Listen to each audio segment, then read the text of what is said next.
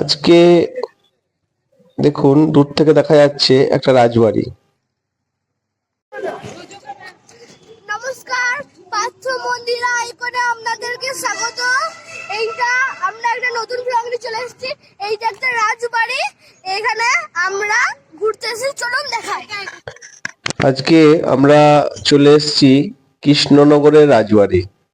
কৃষ্ণনগরের রাজবাড়ি অনেকেই নাম শুনেছেন, অনেকেই গেছেন।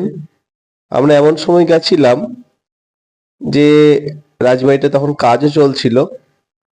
আর প্রথমেই বলে থাকি, আজকে তোজবাবু হোস্ট করছে। এটা আপনাদের ভালো লাগবে শুনতেও, ছোট্ট বাচ্চার কথাগুলো একটু মন দিয়ে শুনবেন, স্কিপ না করে ভিডিওটা দেখবেন। চেষ্টা করেছি সবকিছু তুলে ধরার। তো তোজবাবুই অনেকক্ষণ কথা বলবে। রাজবাড়িটা যেহেতু কাজ চলছিল, ওই জন্য সবকিছু দেখাতে পারিনি।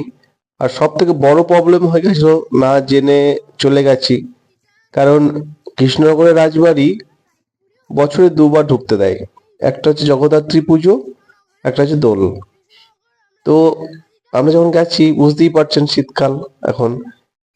তো শীতকালে তো আর কিছু বলার নেই, আমরা ভিতরের মধ্যে ঢুকতে পারিনি।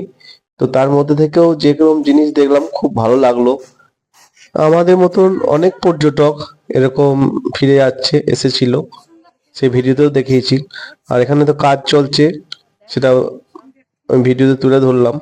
আর এত সুন্দর কাজ করছে মিস্ত্রিরা। তো আশা করি যখন কমপ্লিট হবে খুবই ভালো লাগবে আপনারা যখন আসবেন।